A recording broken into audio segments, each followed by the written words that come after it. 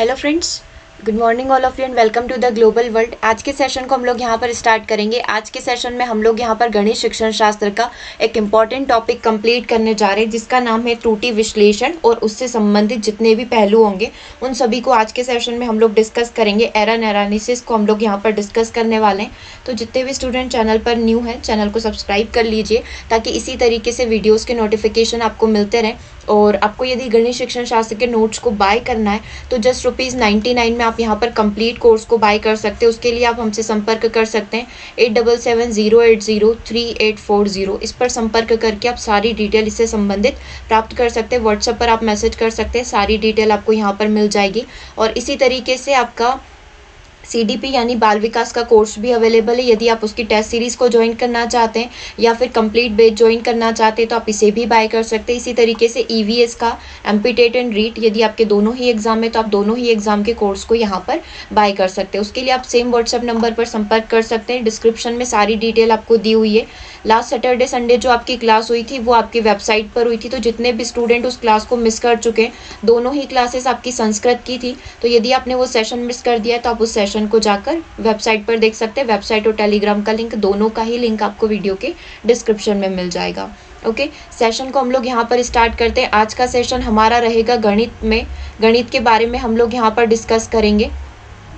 तो यहाँ पर गणित की किस तरीके से ये त्रुटियों की भूमिका जो होती है, ये एरर जो होती है किस तरीके से होती है, और एक टीचर जो है, एक अध्यापक होने के नाते हम इन सारी जो एरर्स है, जितनी भी सारी त्रुटियां हैं, इनका कैसे विश्लेषण करेंगे, इन सभी के बारे में विद क्वेश्चन आज के सेशन में हम लोग डिस्कस करेंगे। तो पहले अच्छे से थ्योरी को समझेंगे, उसके बाद जितने भी प्रीवियस ईयर पेपर के क्वेश्चन हैं उनको हम लोग यहाँ पर कंप्लीट करेंगे, क्योंकि इस वाले चैप्टर से आपके सारे के सारे थ्योरेटिकल क्वेश्चन ही बनेंगे, कोई भी न्यूमेरिकल क्वेश्चन नहीं होगा। तो जितना ज़्यादा आप थ्योरी के ऊपर फोकस करेंगे उतने ही अच्छे से आप सारे ही क्वेश्चन को कंप्लीट कर पाएंगे, राइट। अब यहाँ पर स्टार्ट करते हैं हम लोग सेशन को। सबसे पहला है कि गणित में त्रुटियों की क्या भूमिका रहती है। तो त्रुटि विश्लेषण जो है गणित शिक्षण का एक विशेष प्रकार के असाइनमेंट से निपटने में एक शिक्षार्थी त्रुटियों की प्रकृति की पहचान करने का प्रयास करता है।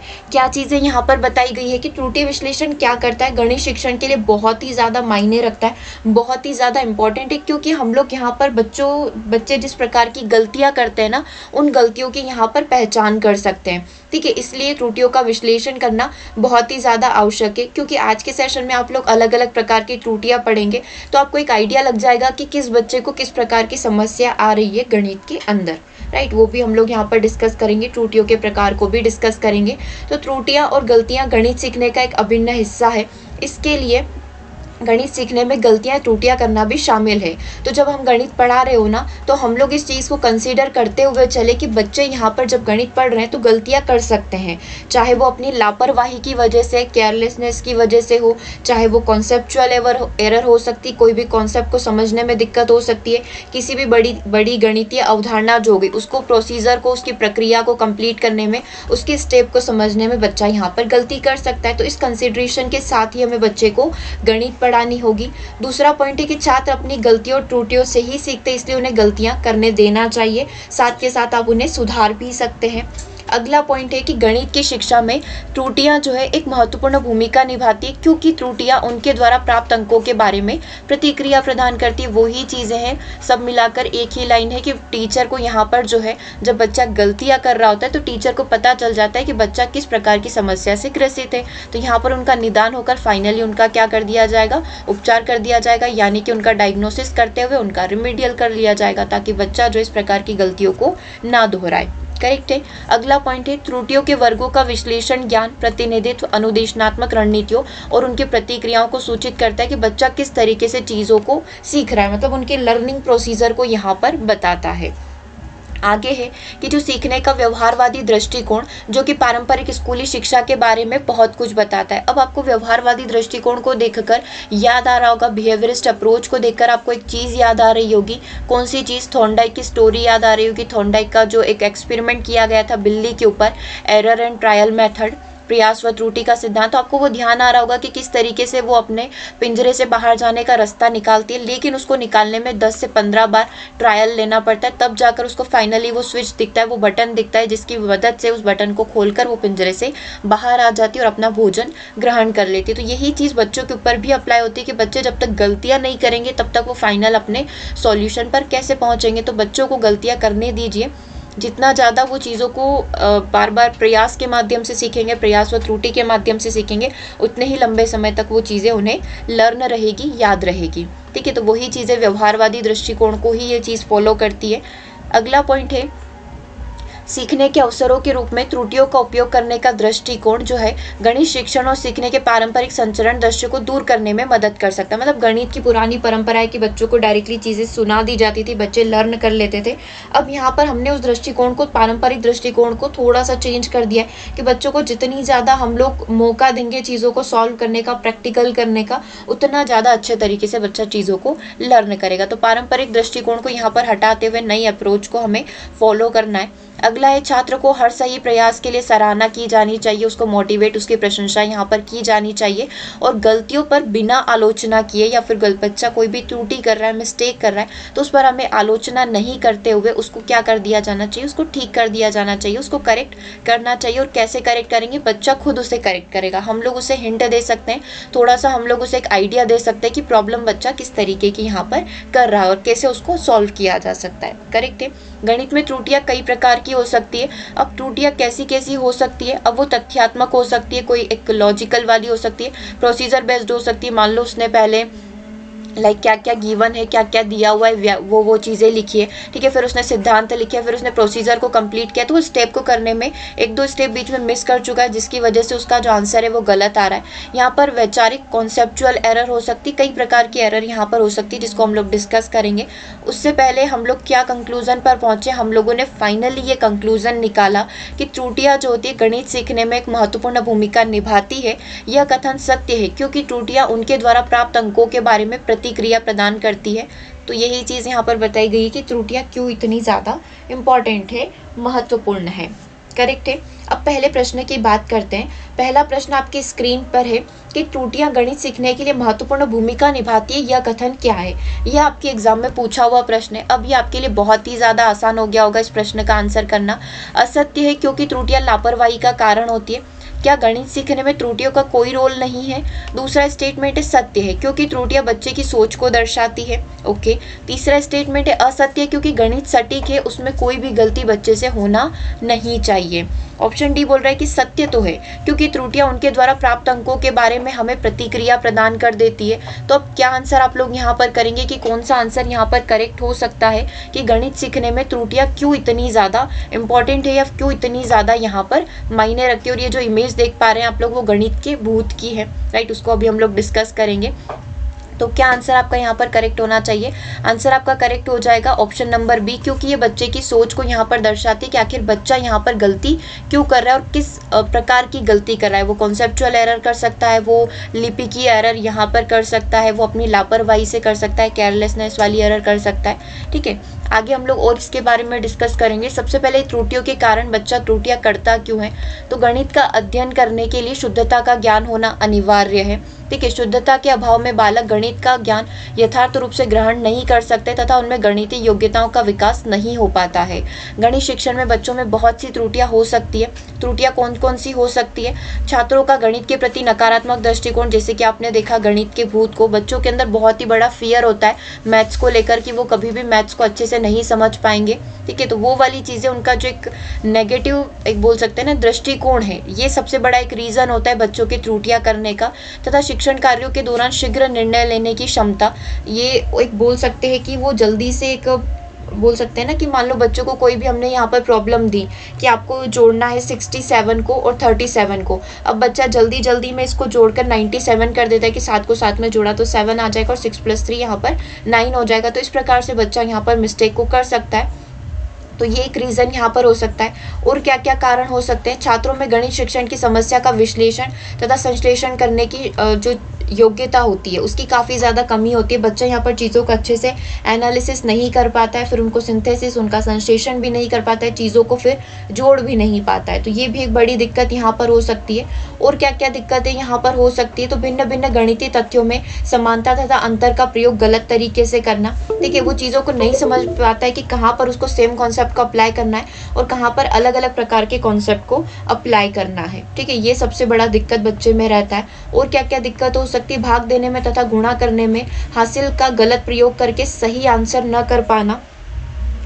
और क्या क्या दिक्कतें हो सकती है, क्या क्या परेशानियां बच्चा यहाँ पर फेस कर सकता है? समीकरण गलत बनाना, ज्ञात तथा अज्ञात राशियों का स्पष्ट ज्ञान न होना, इससे एक प्रश्न आपके एग्जाम में पूछा हुआ है, उसको हम लोग अभी डिस्कस करेंगे। और क्या क्या ऑप्शन है उस एक में रहते हैं उसको भी हम लोग डिस्कस करेंगे।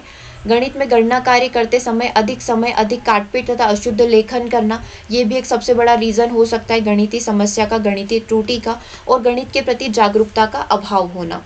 ठीक है, तो अब मैं आपको कुछ एक आइडिया दे देती हूँ कि जो प्रश्न बनते हैं वो किस तरीके से बनते हैं। जैसे कि हमने अभी एक क्वेश्चन देखा था कि बच्चे ने गणित में 67 + 37 का जो आंसर है हम लोगों का यहाँ पर 104 होना चाहिए, लेकिन बच्चे ने यहाँ पर उसका आंसर 97 कर दिया। उसने क्या करा, 7 को 7 में जल्दबाजी में जोड़कर 7 कर दिया और 6 + 3 को जोड़कर 9 बोल दिया। तो अब ये कौन सी एरर है, ये किस प्रकार की एरर होगी? यदि बहुत आसान सी भाषा में बात की जाए तो बच्चों को यहाँ पर जो है संक्रिया का, हमारी जो योग संक्रिया है ना, उसका ज्ञान नहीं है। बच्चे को यहाँ पर योग संक्रिया का ज्ञान प्राप्त नहीं हुआ। ये इस प्रकार की एरर हम लोग कंसीडर कर सकते हैं। जैसे और प्रकार की एरर हो सकती है, मान लो 74 में से 41 को माइनस करना हुआ, तो बच्चे ने यहाँ पर क्या करा, 4 में से एक 3 तो माइनस कर दिया, ठीक है, लेकिन यहाँ पर 7 में से 4 माइनस करते समय उसने यहाँ पर 2 लिख दिया। तो ये भी बच्चे को हम लोग कंसीडर कर सकते हैं कि इसको यहाँ पर जो है व्यवकलन की जो संक्रिया है, यानी कि जो हम लोग बोल सकते हैं ना कि जो घटाव की प्रक्रिया है, माइनस करने की जो चीज़ें हैं, उसका ज्ञान बच्चे को अभी तक नहीं हुआ है। इसी प्रकार से आपसे क्वेश्चन पूछे जाते हैं, लाइक 34 को 4 से मल्टीप्लाई करेंगे तो बच्चा यहाँ पर क्या एरर कर सकता है, 4 का 4 में गुणा करके वो देखे ही नहीं, ठीक है, 4 लिख दे और 4 को 3 में गुणा करके 124 लिख दे, जबकि यहाँ पर 4 का 4 में मल्टीप्लाई करेगा तो 6 आना था, 4 3 12 और 136 आंसर आना था, उसने 124 कर दिया है। तो ये भी यहाँ पर बच्चे को जो गणितीय संक्रिया के अंदर जो गुणा करने की मूल संक्रिया है उसका ज्ञान यहाँ पर नहीं है। तो जैसे जैसे क्वेश्चन आते जाएंगे आपके बिल्कुल बेसिक से आंसर बनते जाएंगे कि गणितीय संक्रिया में योग का ज्ञान नहीं है, योग संक्रिया का ज्ञान नहीं है, व्यवकलन का ज्ञान नहीं है, गुणन प्रक्रिया का ज्ञान नहीं है, इस तरीके का आंसर आपका बनेगा। अच्छा, बच्चा यदि इस प्रकार की प्रॉब्लम करता है, बच्चा इस प्रकार की मिस्टेक कर रहा है, तो उसका समाधान क्या है, उसका उपाय क्या है? तो हम लोग क्या कर सकते हैं, छात्रों को सही कार्य करने के लिए प्रोत्साहित यहाँ पर कर सकते हैं, उसको मोटिवेट कर सकते हैं। छात्रों को स्वयं उनके उत्तरों की जांच करने के लिए प्रोत्साहित कर सकते हैं। बच्चों को सेल्फ चेक के लिए यहाँ पर बोला जाए कि यहाँ पर कुछ मिस्टेक हो रही है, आप खुद से एक बार चेक करें। यदि वो नहीं कर पाता है तो फिर टीचर उसको सॉल्यूशन यहाँ पर दे सकता है। गणित विषय में छात्रों की रुचि उत्पन्न कर सकते हैं, उनका इंटरेस्ट जागृत कर सकते हैं। गणित को लेकर अलग अलग तरीके से आप उनको बोल सकते हैं ना, गणित सिखा सकते हैं। गणित की संक्रियाओं का, गणित में जोड़ घटाव गुणा भाग का बच्चों को अध्ययन करवाइए। छात्रों की त्रुटियों का पता लगाना और उपचारात्मक शिक्षण देना। पहले तो आप वही है कि उनका निदान करिए और निदान करने के बाद उनका उपचार करिए। शिक्षण विधियों में सुधार करना, यदि बच्चे नॉर्मल गणित को बोर्ड पर पढ़ाने से नहीं समझ पा रहे तो आप क्या करिए, नई टेक्निक का प्रयोग करिए। उसके बाद क्या बताया हुआ है कि उपयुक्त शिक्षण सहायक सामग्री का प्रयोग करें, जितनी पॉसिबिलिटी हो सके आप टीचिंग लर्निंग मटेरियल का प्रयोग करिए। छात्रों के अंदर सेल्फ कॉन्फिडेंस को डेवलप करिए गणित को लेकर, वो गणित का जो भूत है उसके उनको दिमाग से हटाइए। छात्रों को गणना करने तथा अभ्यास के अधिक से ज़्यादा से ज़्यादा मौके जो है यहाँ पर बच्चों को देना चाहिए, ताकि गणित को लेकर उनका जो भय है वो यहाँ पर हट पाए। ठीक है, अब यदि और चीज़ों की बात करें तो गणित संख्याओं, आकार, मात्रा और पैटर्न का अध्ययन है। ठीक है, आप संख्याओं का अध्ययन करते हैं, आकार वगैरह, त्रिभुज वगैरह, चतुर्भुज हो गया, इन सब का अध्ययन करते हैं, मात्रा और पैटर्न का अध्ययन करते हैं। गणित सभी विज्ञान की रानी है और इन सभी विषय में इनकी उपस्थिति होती है, अतः इन विषयों के आधार और संरचना के रूप में कार्य करवाया जाना चाहिए और इसी प्रकार से बच्चों को सिखाया जाना चाहिए। अच्छा, एक परिभाषा यहाँ पर दी गई है कि गणित सभी विज्ञान की रानी है। ये परिभाषा किसके द्वारा दी गई? ये परिभाषा गॉस के द्वारा दी गई। तो इसी वजह से जो बताया गया है कि यदि आप बच्चों को विज्ञान, सामाजिक विज्ञान ये सारे सब्जेक्ट पढ़ाना चाहते हैं तो बच्चों के पास गणित का एक बेसिक ज्ञान होना यहाँ पर बहुत ज़्यादा आवश्यक है और उसमें त्रुटि जो होती है एक महत्वपूर्ण रोल अपना प्ले करती है। अब यदि हम लोग बात करें एरर्स की, बच्चा जो है गलतियां कितने प्रकार से कर सकता है, ऐसे तो कई प्रकार की एरर्स होती है लेकिन मेन जो होती है 3 प्रकार की गलतियां या 3 प्रकार की त्रुटियां हो सकती है। सबसे पहले होती है लापरवाही। बच्चा अपनी जल्दबाजी में किसी भी प्रकार की त्रुटि को कर सकता है, वो उसकी केयरलेसनेस को शो करेगा। दूसरा होता है कंप्यूटेशनल त्रुटियां। कंप्यूटेशनल मतलब गणनात्मक त्रुटि आप इसको बोल सकते हो, उसके बहुत सारे नाम है। बच्चे ने गणना करने में यहाँ पर दिक्कत कर दी है, 4 इंटू 4 उसको 16 करने की बजाय उसने 15 कर दिया, ठीक है। अब कॉन्सेप्चुअल एरर हो सकती है, उसके कॉन्सेप्ट यहाँ पर बिल्ट नहीं हुए, उस प्रकार की एरर को भी हम लोग समझेंगे कि क्यों ये तीनों अलग अलग है। लापरवाही त्रुटियाँ केवल इसलिए होती है क्योंकि उन्होंने ध्यान नहीं दिया है या वो बहुत तेजी से काम कर रहे हैं, ठीक है। तो इस प्रकार की एरर को हम लोग क्या बोल सकते हैं, एक लापरवाही त्रुटि बोल सकते हैं। लाइक समस्या को कॉपी करना शुरू करने में गलत है, मतलब उसने कोई भी प्रॉब्लम लिखना स्टार्ट करी ब्लैक बोर्ड से, वो अपनी कॉपी में उतार रहा है तो उसने उसी समय लिखते समय दिक्कत कर दी है, जल्दबाजी में, हड़बड़ी में।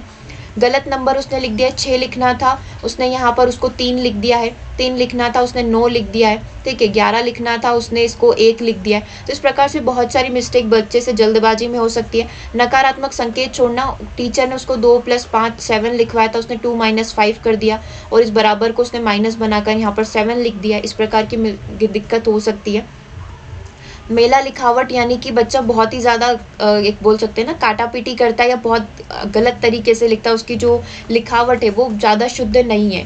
2 + 3 + 4 इस तरीके से कुछ लिख रहा है ताकि थोड़ी देर बाद यदि वो खुद देखेगा तो वो खुद इस कॉन्सेप्ट को नहीं समझ पाएगा। तो ये भी एक बड़ी दिक्कत हो सकती है जो किसके अंदर आएगी, बच्चे की लापरवाही के अंदर आएगी। वो निर्देशों का, इंस्ट्रक्शन का अच्छे से पालन नहीं कर पा रहा है तो ये भी एक दिक्कत हो सकती है।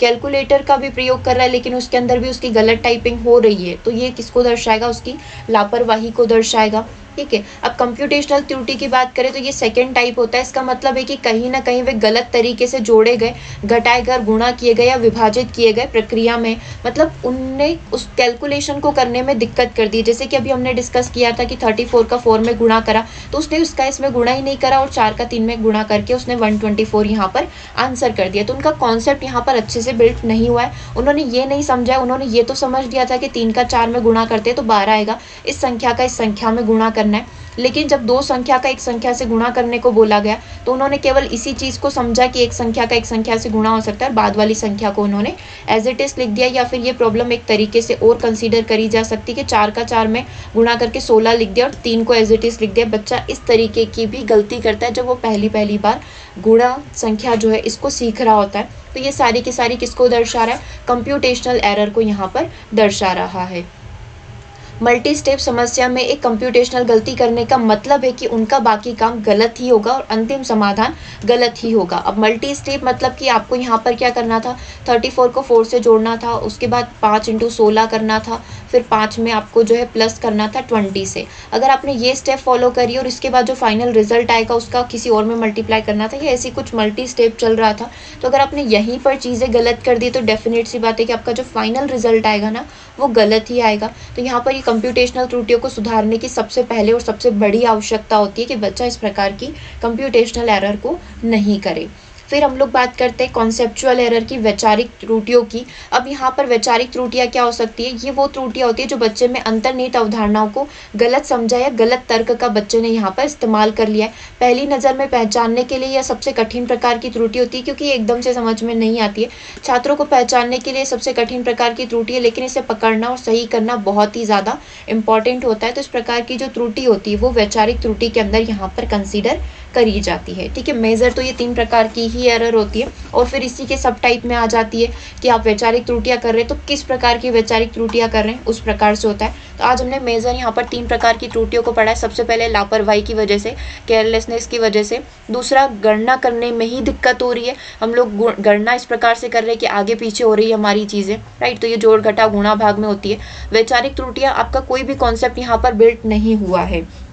कोई भी कॉन्सेप्ट बिल्ड क्यों नहीं हुआ है। लाइक आपको बोला गया कि आपको पाई आर स्क्वायर का फॉर्मूला याद रखना है, वृत्त का जो क्षेत्रफल होता है वो पाई आर स्क्वायर होता है। आपने आज याद कर लिया, आपसे 10 दिन बाद, मतलब छोटे बच्चों से जो पहली बार सीख रहे हैं उनसे यदि 10 दिन बाद पूछा गया तो वो उसको भूल जाएंगे, क्योंकि उन्होंने क्या करा था, सिर्फ इस चीज़ को रट लिया था। जबकि ये चीज़ें रटने वाली नहीं होती, ये चीज़ें पूरा एक्सपेरिमेंट बेस्ड होती है। ये आप यहाँ पर आगमन विधि का प्रयोग करके बच्चों को फॉर्मूला सिखाएंगे तो बच्चों को चीज़ें ज़्यादा लर्न रहेगी। ठीक है, वृत्ताकार आकृति के माध्यम से यदि बच्चे को चीज़ सिखाते तो वो चीज़ें उसको अच्छे से लर्न हो जाती। तो इस प्रकार की त्रुटियां जो है, वैचारिक त्रुटियां यहाँ पर कंसीडर करी जाती है कि उनका कॉन्सेप्ट बनाना यहाँ पर बहुत ही ज़्यादा ज़रूरी होता है। अब एक प्रश्न हम लोग करके देखते हैं जो कि एग्जाम में पूछा गया था कि रैखिक अभिव्यक्ति के अलावा एक प्रकार की होती है, एक प्रकार की त्रुटि होती है। लाइक बच्चे को हमने दिया कि 5y + 3, तो बच्चे ने यहाँ पर रिस्पॉन्स हमको करके दे दिया कि 5y में यदि आपने 3 को जोड़ा तो वो 8y होगा। तो ये त्रुटि जो है या फिर ये जो एरर है ये किस प्रकार की है? क्या ये क्लैरिकल एरर हो सकती है, ये CR हो सकती है, लिपि की त्रुटि हो सकती है, ये अवधारणात्मक त्रुटि हो सकती है, कॉन्सेप्चुअल बेस्ड होती है, या फिर ये हम लोग बोल सकते हैं प्रक्रियात्मक त्रुटि हो सकती है, मतलब वो जब एक स्टेप बाय स्टेप चीज़ों को फॉलो कर रहा है उस पर आधारित हो सकती है, या फिर ये लापरवाही की त्रुटि है। तो करेक्ट आंसर आपका यहाँ पर क्या होगा? करेक्ट आंसर आपका हो जाएगा ऑप्शन नंबर बी, यानी कि बच्चे ने जो है जब हम लोग लीनियर इक्वेशन बच्चे को सॉल्व करवा रहे थे तो यहाँ पर उसको क्या हो गई, गलती होगी। उसने क्या समझा कि ये 5y के साथ यदि हमने 3 को जोड़ा तो ये भी y वाला कॉन्सेप्ट हो गया। इसने y चर को यहाँ पर फॉलो कर लिया है और यहाँ पर आंसर क्या हो जाएगा उसका 8y हो जाएगा। तो ये सबसे बड़ी दिक्कत होती है जिसे हम लोग कंसिडर करते हैं अवधारणात्मक एरर। ठीक है, तो ऑप्शन नंबर बी आपका यहाँ पर क्या होगा, करेक्ट होगा। ठीक है, इसी प्रकार से और भी क्वेश्चन हम लोग यहाँ पर देखते हैं। आपसे इसी प्रकार के प्रश्न पूछे जाएंगे जहाँ पर आपको प्रॉब्लम को देखना है और बताना है कि गलती इसमें किस प्रकार से हो रही है। तो एक छात्र नोटबुक में यह लिखता है कि 2 की पावर 3 इंटू 2 की पावर 2 बराबर होता है 2 की पावर 5। फिर दूसरा कॉन्सेप्ट उसने सीखा कि 2 की पावर 3 को यदि 2 की पावर 7 से और 2 की घात 5 से यदि गुणा किया जाए तो 2 की पावर या फिर घात जो है 15 आंसर बनेगा। ठीक है, अब तीसरा पॉइंट जब उसने लिखा तो उसने लिख दिया, उसको जब क्वेश्चन दिया गया कि 2 की पावर 3 को यदि आप 3 की पावर 2 से मल्टीप्लाई करेंगे तो आपका आंसर क्या आएगा। तो बच्चे ने यहाँ पर आंसर करके दे दिया कि 6 की पावर 5 आंसर आएगा। यानी कि अब आप देखिए कि क्या मिस्टेक यहाँ पर हो रही है।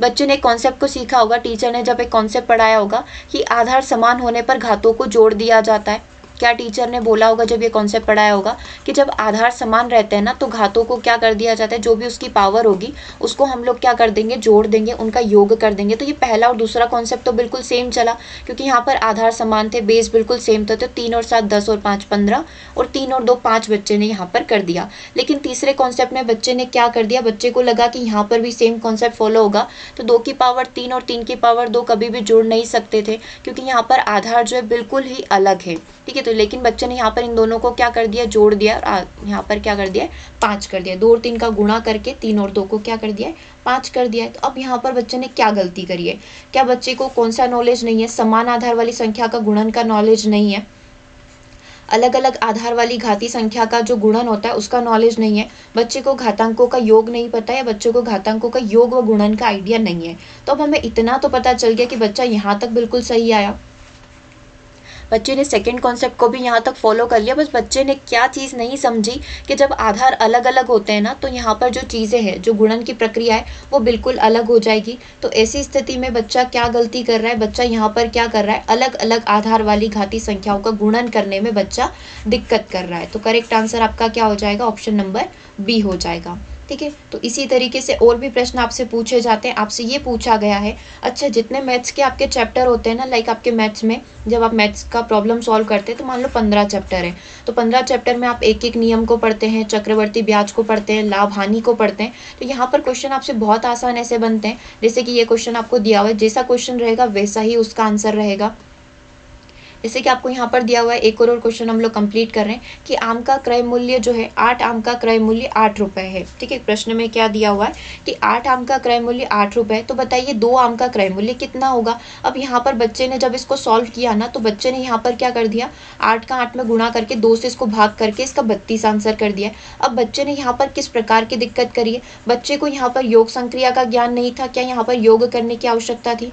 बच्चे को व्यवकलन यानी कि जब चीज़ों का घटाव किया जाता है, सब्सट्रैक्शन फ्रिक्शन किया जाता है उसका ज्ञान नहीं है, बच्चे को यहाँ पर एक एक नियम का ज्ञान नहीं है, या फिर बच्चे को गुणनखंड का ज्ञान नहीं है। तो आपको बताइए ये प्रॉब्लम कौन सी है, ये प्रॉब्लम एक एक नियम चैप्टर की है। तो आप यहाँ पर आसानी से आंसर कर सकते थे कि बच्चे को यहाँ पर एक एक नियम का ज्ञान बिल्कुल नहीं है। ठीक है, तो ये आंसर आपका करेक्ट क्या हो जाएगा, ऑप्शन नंबर सी। इसी प्रकार से और भी प्रश्न बनते हैं, कुछ प्रश्न मैं आपको ऐसे ही बता देती हूँ कि और क्या क्या प्रश्न यहाँ पर बने हुए हैं। एक प्रश्न आपसे पूछा हुआ था कि विद्यार्थी यह तो जानता है कि पाई का मान जो है 22/7 होता है, लेकिन जब उसे बोला गया कि आप इसे क्या करिए, दशमलव में कन्वर्ट करिए, पॉइंट में कन्वर्ट करके बताइए, तो बच्चा इस प्रॉब्लम को सॉल्व नहीं कर पा रहा है। बताइए बच्चे को किस चीज़ का ज्ञान यहाँ पर नहीं है। तो बच्चे को यहाँ पर दशमलव को भिन्न में बदलने का ज्ञान नहीं है। ठीक है, दशमलव और भिन्न वाला जो कन्वर्जन होता है वो बच्चे को ज्ञान यहाँ पर नहीं है। ठीक है, तो इसी प्रकार से बहुत सारे प्रश्न पूछे जाते हैं। एक प्रश्न और बच्चे से यहाँ पर पूछा गया था कि बच्चे के सामने एक वृत्त बनाया गया। ठीक है, इसको आप व्रत ही कंसीडर करें। ठीक है, अब व्रत में उसको इस तरीके से डायग्राम दिया गया कि इसका सेंटर पॉइंट जो है वो यहाँ पर क्यू मान लेते हैं, और यहाँ पर अलग अलग प्रकार से रेखाएं खींची गई है पी। ठीक है, इसको आप क्यू कंसीडर करें। ठीक है, पी से यहाँ पर ए हो गया, यहाँ पर आपका बी हो गया, और आपको बताया गया कि ओ पी बराबर ओ बी बराबर ओ ए। ठीक है, ये बराबर क्यों है। जब बच्चे से रीज़न पूछा गया तो बच्चा इस रीज़न को नहीं बता पाया। तो बताइए बच्चे को किस चीज़ का ज्ञान नहीं है। तो बच्चे को यहाँ पर अर्धव्यास की अवधारणा, यानी कि बच्चे को जो अर्धव्यास है उसका कॉन्सेप्ट यहाँ पर नहीं पता है। बच्चा अर्धव्यास के कॉन्सेप्ट से बिल्कुल भी परिचित यहाँ पर नहीं है। तो बिल्कुल इसी तरीके से आसान से क्वेश्चन पूछे जाते हैं, जैसा आपका चैप्टर रहेगा उसी प्रकार से आप आंसर कर देंगे कि हाँ बच्चे को इस प्रकार की अवधारणा का ज्ञान नहीं था, इसलिए बच्चे से इस प्रकार की दिक्कत हो गई है। एक प्रश्न और आप यहाँ पर देख सकते हैं, एक बच्चे को प्रश्न दिया गया था कि इसका आंसर क्या होगा। तो बच्चे ने यहाँ पर कुछ इस तरीके से आंसर किया, a+b बराबर इंटू c+d करके। ठीक है, इस प्रकार से बच्चा कुछ भी आंसर यहाँ पर कर रहा है, या फिर आप इसको c+a कर दीजिए। इस प्रकार से कुछ प्रश्न पूछा गया था, क्योंकि आपको बताया जब इस प्रकार की प्रॉब्लम होगी तो इसका सॉल्यूशन हम लोग क्या कर आते हैं, a का सबसे पहले b में गुणा करेंगे। ठीक है, और फिर a का क्या करेंगे, c में गुणा करेंगे। तो सॉल्यूशन कुछ इस प्रकार से होना था। ठीक है, तो लेकिन बच्चे ने यहाँ पर क्या कर दिया, a+b और c+a का यहाँ पर कर दिया है। तो बच्चे को किस चीज़ का ज्ञान नहीं है, बच्चे को यहाँ पर जो बीज गणितीय संक्रियाएं होती है उसका ज्ञान यहाँ पर नहीं है। क्योंकि ऑप्शन में आपको लीनियर इक्वेशन वाला मिल सकता है, रेखिक समीकरण मिल सकता है, लेकिन आपको पता है कि ये समस्या किसकी है, बीज गणित की है। तो हम लोग यहाँ पर ये आंसर कर सकते हैं कि बच्चे को बीज गणितीय संक्रिया का ज्ञान यहाँ पर बिल्कुल भी नहीं है। तो इस प्रकार की प्रॉब्लम को सॉल्व करने के लिए टीचर क्या उपचार यहाँ पर कर सकता है। तो टीचर यहाँ पर क्या कर सकता है, इस प्रकार की प्रॉब्लम को सॉल्व करने के लिए कुछ संख्यात्मक मान लेकर आ सकता है। लाइक वो 6 × 77 एक एग्जाम्पल कंसीडर कर सकते हैं हम लोग। 6 × 77 है तो टीचर इसको 2 भागों में तोड़ेगा पहले तो, लाइक इसको 70 + 7 में तोड़ लेगा। अब बोलेगा कि अब इसको सॉल्व करके बताइए। तो बच्चा यहाँ पर क्या करेगा, 6 का 70 में गुणा करके प्लस करके 6 को 7 में गुणा कर देगा। फिर उसे बताए कि 6 × 70 कितना होगा, 6 × 7 42 होता है, एक 0 लगा देंगे, और 6 × 7 कितना होता है, 42 होता है। यानी कि उसको सिर्फ 420 को 42 से जोड़ना रहेगा। तो उसका आंसर यहाँ पर क्या आ जाएगा, 462 आ जाएगा। तो इस तरीके से टीचर क्या कर सकता है, समस्या का उपचार कर सकता है। इस प्रकार के फॉर्मूले को सिखाने से पहले टीचर जो है आगमन विधि का प्रयोग करके बच्चों को सिखा सकता है कि इस प्रकार से प्रॉब्लम सॉल्व होती है। तो इसमें आप क्या कर सकते हैं, इस प्रकार के फॉर्मूला का प्रयोग कर सकते हैं, इस प्रकार का जो सूत्र है उसका प्रयोग आप यहाँ पर कर सकते हैं। तो इसी प्रकार से अलग अलग प्रकार के क्वेश्चन जो है आपसे एग्जाम में पूछे जा सकते हैं। आपका आंसर वही होना चाहिए, जैसा आपका चैप्टर होगा वैसी प्रकार का आपका आंसर हो जाएगा। लाइक आपसे ये पूछा गया कि बच्चा जो है समय की गणना जो है वो अच्छे से नहीं कर पा रहा है, लाइक 2 घंटा 30 मिनट 18 सेकंड को 1 घंटा 40 मिनट और 20 सेकंड से यदि घटाना हुआ तो बच्चा यहाँ पर कुछ गलत तरीके से आंसर कर रहा है। तो आपसे सिर्फ ये पूछा जाएगा कि बच्चे ने किस प्रकार की गलती करी है। तो बच्चे को यहाँ पर समय मापन जो है, समय मापन की जो संक्रिया है, समय मापन की जो व्यवकलन की संक्रिया है उसका ज्ञान यहाँ पर बिल्कुल भी नहीं है। तो इसी प्रकार से आपके प्रश्न बनेंगे और इसी प्रकार से आपको आंसर करना रहेंगे। ठीक है, तो आई होप कि ये सेशन आप लोगों के लिए काफ़ी हेल्पफुल रहा हो। आपने बहुत सारी नई नई चीज़ें आज के सेशन में सीखी होगी। सेशन आपको कैसा लगा कमेंट करके एक बार से ज़रूर बताएंगे, ताकि इसी तरीके से सेशन को हम लोग कंटिन्यू रखें। Thank you for watching.